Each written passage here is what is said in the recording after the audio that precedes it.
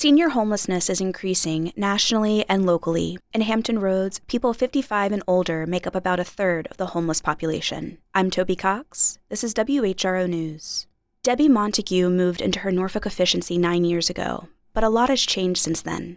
Montague is 66 and bedbound. She can't breathe without machines running constantly. Her landlord told her in February he wasn't renewing her lease. He wanted her out April 1st, but she has nowhere to go. It's hard for me to find someplace to live. I can just stand up right now. She says she feels lost. Just upstairs, her neighbor got the same letter with the same move-out date.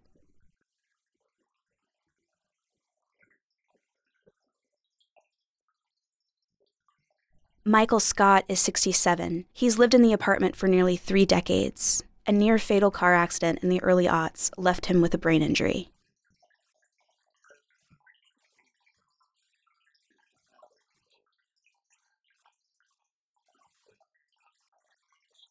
He can't drive and struggles to remember things, but he's learned his way around Ghent.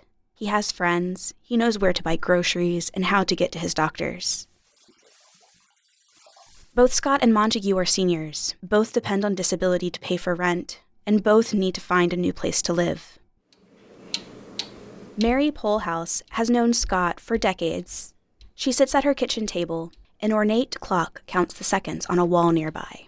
Polhouse has been determined to keep Scott housed. In the past month, she's printed, filled out, and hand-delivered 20 housing applications on his behalf. She says he couldn't have done this himself. It's stressful. If he didn't have me, honest to God, I have no clue what would happen to him. When she found out Montague was in a similar situation, she reached out to local organizations for help. As the April 1st deadline loomed nearer, she says she lost hope something would work out for either of them. She didn't know how few options there were for people like Scott and Montague, not yet homeless, but on the cusp. I was shocked.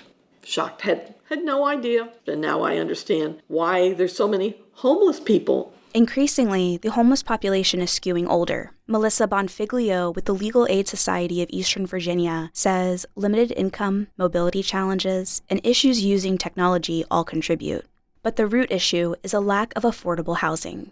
There's not a happy ending for many of our clients unless we're able to get them into public housing or senior-specific subsidized housing. Julie Dixon at the Planning Council, a regional social services nonprofit, says even when they can find older homeless adults housing, it doesn't always work out, especially if they have to relocate away from their support system. They end up failing out just because they are lonely. She says 28% of the homeless population in Hampton Roads is 55 or older.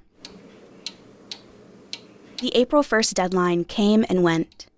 Polhouse found a place for Scott in Virginia Beach with little time to spare. She says she's relieved he's not homeless, but Scott, far away from what's familiar, isn't adjusting well. It's new and I don't know nobody. I still get lost whenever I try to go to the store. Back in Ghent, Montague hasn't left the apartment. An attorney from the Legal Aid Society requested the landlord give her more time to move out. As of April 6th, the landlord hasn't responded.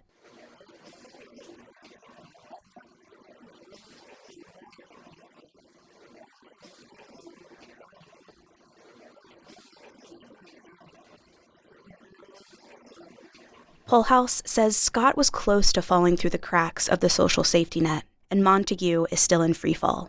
Toby Cox, WHRO News.